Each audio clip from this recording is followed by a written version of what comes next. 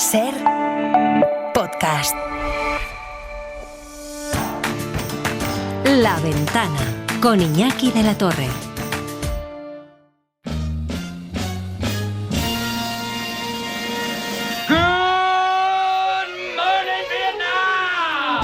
He visto cosas que vosotros no creeríais. El mundo se divide en dos categorías. Los que tienen revólver cargado y los que cavan. Tú cavas. ¡Ah! ¡Soy un hombre! Bueno, nadie es perfecto. ¿Está usted intentando seducirme? Le haré una oferta que no rechazará. Sayonara, baby. Nunca os habéis cruzado con alguien a quien no deberíais haber puteado. Ese soy yo.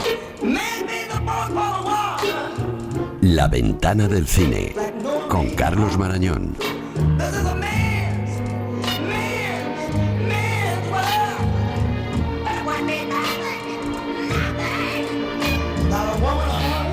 Carlos Marañón, director de Cinemanía. Buenas tardes. Hola, Iñaki de la Torre, ¿qué tal? Creo que estás de cierre, ¿no? Estoy de cierre con Cinemanía, sí, esta semana es la de quedarnos hasta... Bueno, ya no nos quedamos hasta altas horas. Eso es más leyenda de los periodistas. Sí, eso es de los que les gustaba. Los cierres son más tranquilos. Llegar tarde y irse tarde. Danos solamente, no un adelanto con títulos ni nada, pero ¿qué tal viene septiembre para el cine que lleváis en la revista? Septiembre viene con Tom Cruise, por ejemplo, viene con la nueva película de... que se me ha ido santo al cielo ahora, con la nueva película de los creadores de... ¿Os acordáis de los creadores de película? De los creadores de Facebook. Que sí, se me va sí, aquella, ¿cómo se llamaba? A esa. Sí, pues bueno. viene la segunda parte que viene bueno, potente. Fíjate, esta tarde hablábamos precisamente del pleito que le están presentando tres estados de los Estados Unidos, pero ya en la primera película, aquella es en la que aquellos gemelos con los que él montó el Facebook en la Universidad de Stanford litigaban contra él, y o sea, eso pues tiene continuación. Exacto, tiene continuación y tiene buena pinta, muy buena pinta, y viene cine español, porque en septiembre viene el Festival de Donosti, así que ahí es gran momento para estrenos. Sí, viene... El gran momento del año va a ser diciembre, que vienen Vengadores, vienen cosas así, digamos, que van a volver a traer al cine, como está pasando ahora en agosto. Qué bonito. Bueno, era La Red Social, esa película de la que no nos acordábamos, que debe ser de hace ya 10 o 15 años. Vamos a hablar de los estrenos de esta semana con Carlos Marañón. Estamos esperando lo nuevo de Sorogoyen y de Ridley Scott, que llegarán ya el próximo miércoles. Pero los que quieren ir al cine ya este viernes pueden ir, por ejemplo, a ver la última película de acción de Jason Statham, que se llama El Motín.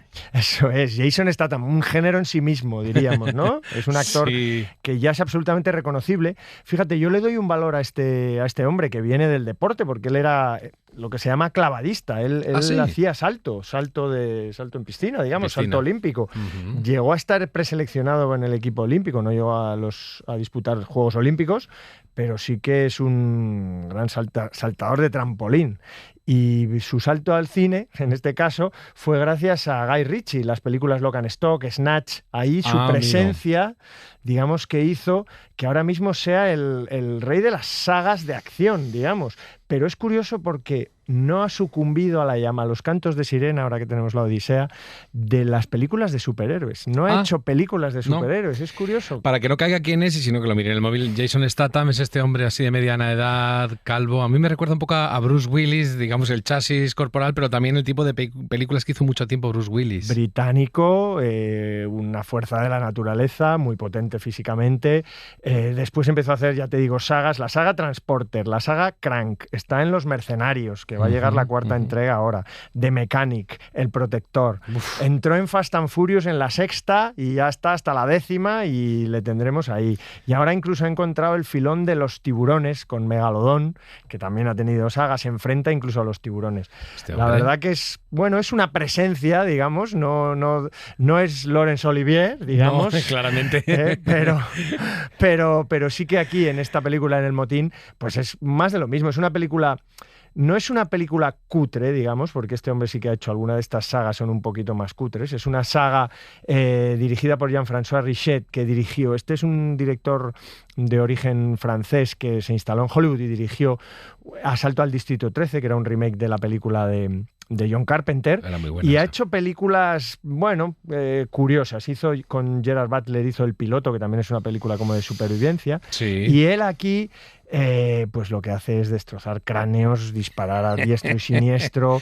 En una película, has comentado justo que te recordaba a Bruce Willis, y el cartel de esta película es un plagio absoluto Anda. del cartel de La jungla de cristal. Es exactamente Anda, qué igual, morro. le han cambiado en vez del edificio, la torre aquella en la que estaba John McClane, por un barco, porque este hombre se mete en un barco escapando de un delito que él no ha cometido para vengarse, y acaba siendo... ¿Tú te acuerdas de una película de Steven Seagal que se llamaba Alerta Máxima? Aquí estamos Afortunadamente afortunadamente no, no. Exacto. Pero estamos entrando en un submundo de cine de acción, Sí. pero bueno, era un cine muy noventero, Alerta Máxima. Él era el cocinero el cocinero del barco y acaba aquello en una sangría.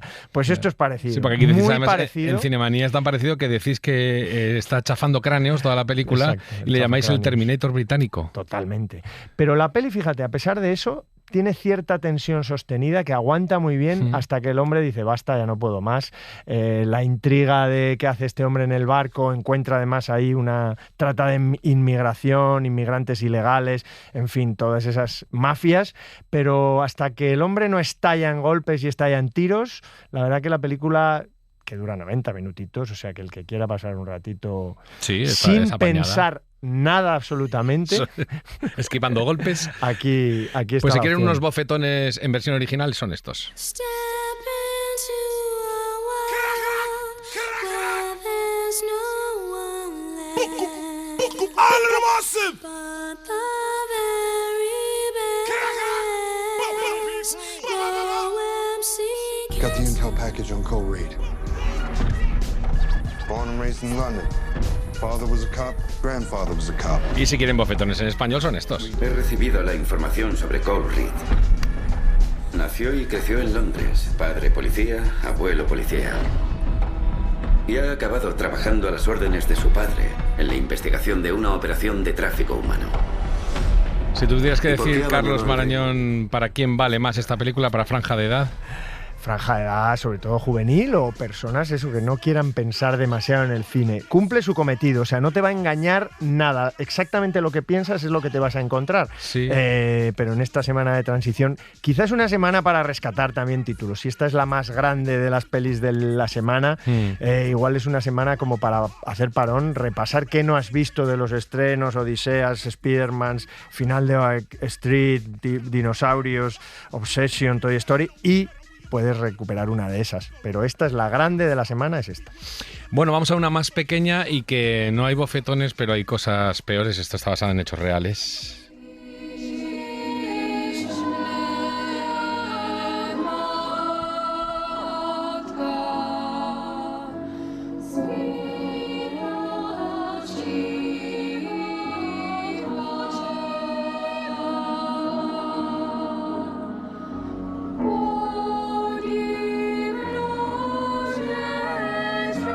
Se titula El coro de Praga y está basado en hechos reales, en algo que ocurrió entre 1984 y 2004, cuando se destapó el pastel de un director de un coro de Praga, un coro de niños, que abusaba de ellos. Pues esto es un dramón muy duro, que va mutando hacia intriga psicológica, y eso le da un tono a la película que es de agradecer, porque es duro lo que cuenta. Es verdad que no le hace falta mostrar abusos, los deja siempre fuera de campo. Eso es una decisión que a mí me parece muy interesante, porque solo ver el abuso de poder, el abuso psicológico, la manipulación permanente del personaje que hace de director del coro durante 20 años sin que nadie dijese ni mu, la verdad es que ya duele, ¿no?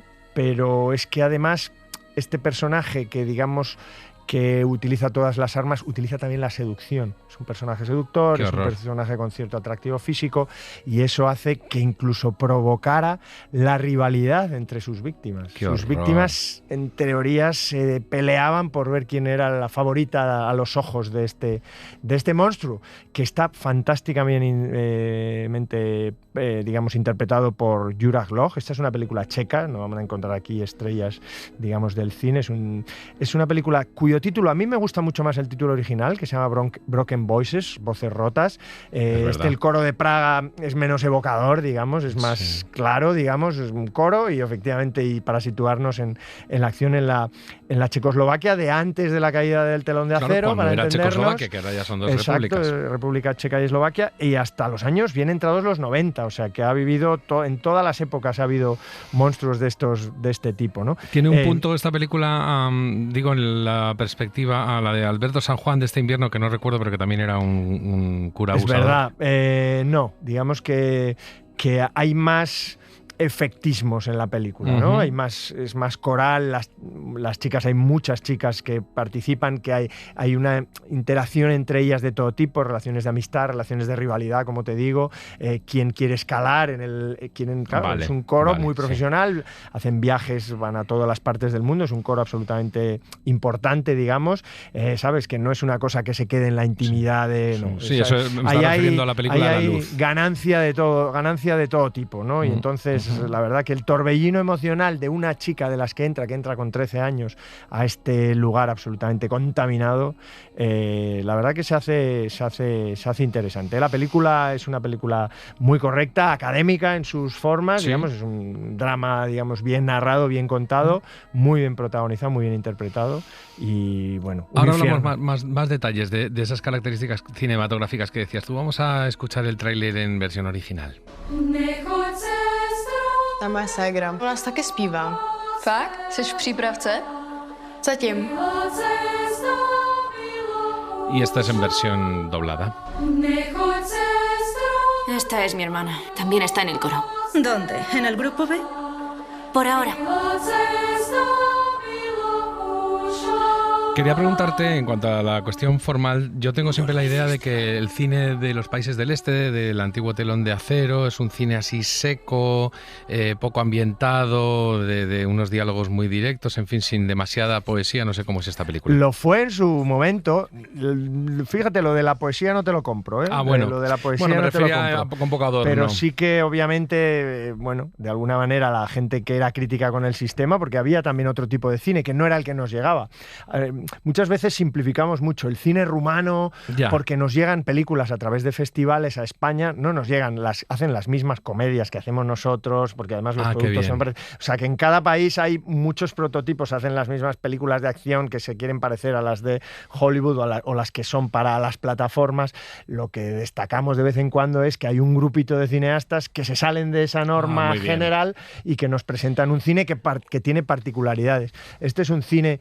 Sí, es del este en el sentido de que mama de una tradición en la que sí está lo que tú dices, ¿no? Y sobre todo esa sensación de estar contándonos algo oculto, algo que no se puede contar, algo que trasciende un poco a lo que es la mera noticia o la mera, digamos, trama de una película de encontrar quién es el culpable, porque ya lo sabemos, ¿no? Pero sí que ese choque entre voces angelicales, entre esta música que tú bien sabes y lo que es lo dramático de lo que se cuenta, sí que está muy bien jugado por parte del cineasta, que es su segunda película, yo no lo conocía. Pero no esas películas duras que te cuesta ver, que dices, Dios mío, lo estoy pasando mal, porque tiene un punto, digamos, de intriga que dices que ayuda a la intriga a hacerlo más digerible, pero es tremendo lo que cuenta, sí.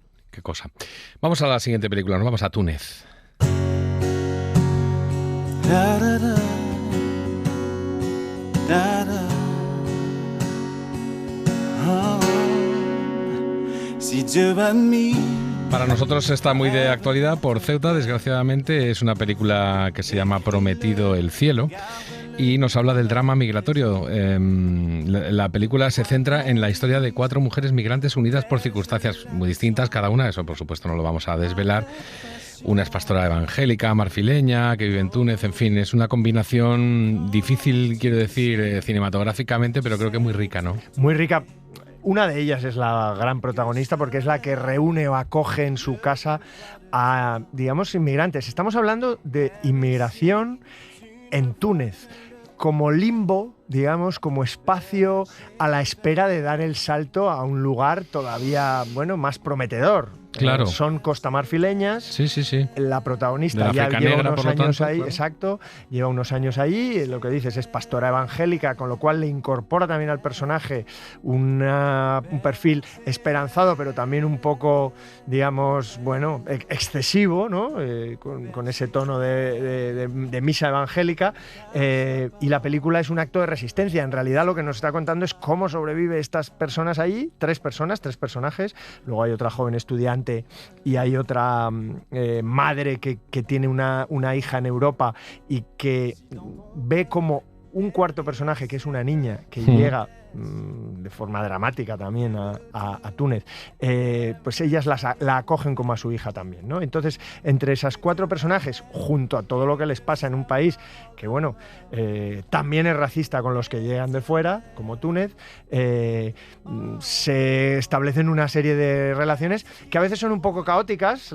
La anterior película de la directora, que es Seriche Segiri, que es tunecina, sí. Se llamó Entre las higueras, era más redondita, era una peli que estuvo cerca de ser nominada al Oscar, de esas pelis de tunecinas, mano de obra barata, la mujer tunecina recogiendo higos en Túnez, que también establecía relaciones entre mujeres. En este caso, digamos que es un poco más complejo todo, más embarullado, menos redondo, pero sí que es de una dureza que contrasta de nuevo, se usa mucho esto en el cine, ya lo sabes, con la luminosidad que tiene Túnez, porque Túnez es un país mediterráneo, es un país que sí que es verdad que tiene sus problemas, claro, muchos problemas, pero es un país muy luminoso y eso le da a la película también un perfil que contrasta con la situación que viven de drama las cuatro protagonistas de la película. Vamos a escuchar el tráiler, primero la versión original y luego la doblada. Tu es au bon endroit. Tu es venu chercher celui qui n'échoue pas, celui qui n'échoue jamais, le roi des rois pour l'éternité. Alléluia. Cuando subisteis a la barca, ¿a quién viste? ¿Quién más había? La barca se dio la vuelta. Sí. ¿Pero cuál es el plan en concreto? Hasta que encontremos una solución. Por lo que estamos escuchando, es una película que se puede ver en francés si la queremos ver en versión original. No está en árabe, está en francés. Y eso facilita la llegada de ese tipo de películas a... Por supuesto, la coproducción. Francia es una potencia que no solo hace cine en su propio territorio.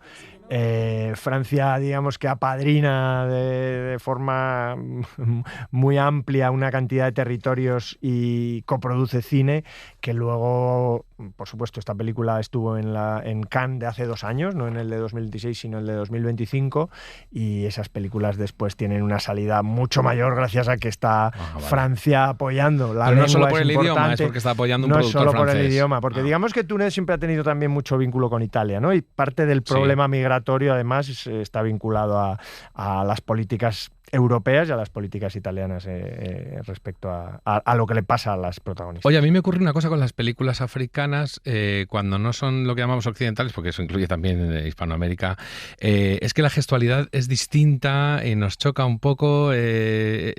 ¿Cómo es esta película en ese sentido? Los actores, digamos, tienen un modo de expresarse que nos suena, que nos resulta familiar, ¿o es especial también en eso? No, en ese sentido yo creo que ya estamos internacionalizados. Hay que tener en cuenta también que la mirada tunecina es tunecina, pero que estas cineastas que surgen en estos países han tenido que estudiar cine normalmente fuera de sus países, ¿no? Han tenido que estudiar en Europa o han estudiado en otros lugares donde han podido aprender de alguna manera mejor a contar a través del cine, ¿no? Claro. Pero vamos, no hay nada que nos haga sentir, digamos, una lejanía con los personajes absolutamente, ¿no? Venga, que vamos con las recomendaciones a que te pedía yo siempre de algún clásico que ver en verano.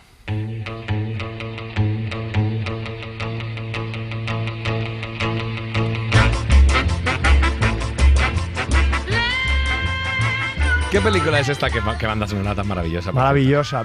Voy a ser malo, Iñaki, porque nos da la sensación de que lo tenemos todo a un clic, de que podemos ver lo que queramos a un clic y pues hay veces que no, y a veces hay que decirle a las plataformas que tienen que, mejorar a veces sus catálogos, su fondo no pasa armario, nada. Claro. Hemos tenido un eclipse la semana pasada y no hemos podido ver el eclipse de Michelangelo Antonioni en ninguna plataforma en nuestro país. Así que fíjate que vamos a poner en valor, por otro lado, un tipo de visionados de cine que parece que están en crisis, pero es una crisis perpetua y se sigue consumiendo. Formato físico, todavía hay Blu-rays, todavía hay DVDs, claro. Y la película El Eclipse hoy en España solo se puede ver legalmente a través del Blu-ray o del DVD. Fíjate qué cosa. Y es tremendo porque es una obra maestra del cine universal que viene al caso pues porque hemos tenido ese eclipse maravilloso, claro. Y porque nos cuenta uno de los grandes problemas, que era problema en el año 1962, que es de cuando es esta película, y que yo creo que sigue siendo hoy, que es la incomunicación, que es cómo nos deshumanizamos con la modernidad. Fíjate que hablamos del año 62 y estamos en 2026 y seguimos con lo mismo. Michelangelo Antonioni hizo una trilogía maravillosa, La aventura, año 60, La noche, año 61, y El eclipse, año 62. Mónica Vitti en las tres. Blow Up es un poquito después, rodada en Inglaterra, rodada en Londres. Maravillosa, El reportero, Zabriskie Point, tiene muchas películas. Y aquí también está Francisco Rabal. O sea, en esta película Paco aparece Rabal, porque digamos que es la historia de un desamor con Paco Rabal, Mónica Vitti, y Mónica Vitti en la bolsa de Milán conoce a un chico guapísimo y decide que en vez de Paco Rabal, pues que va a ser él, que es Alain Delon, ¿no? Que no está ninguno de los dos nada mal. Así que esa es la historia de un enamoramiento que va dejando un pozo muy triste. Es una película triste, es una película que deja un vacío, que es a lo que remite ese eclipse, ¿no? Ese sol que durante un tiempo queda en suspensión. La comunicación, el sentimiento se detiene. Bueno, es una maravillosa película en blanco y negro que yo creo que hay que rescatar. Si no puede ser en plataformas, tiene que ser en formato físico. Pues una maravilla de recomendación para este verano. Todavía os queda la semana que viene para que venga Carlos Marañón a recomendarnos otro clásico. Yo tiro barro para casa y no es que te lo recomiende, pero le recomiendo a todo el mundo que se vean una comedia alocada que se llama Granujas a todo ritmo, que es la primera película de los Blues Brothers, la auténtica y genuina de 1980 de John Landis, y que tiene canciones tan maravillosas como Soulman. Carlos Marañón, director de Cinemanía, muchas gracias por haber venido. Gracias, Iñaki. Nos vemos. Un abrazo.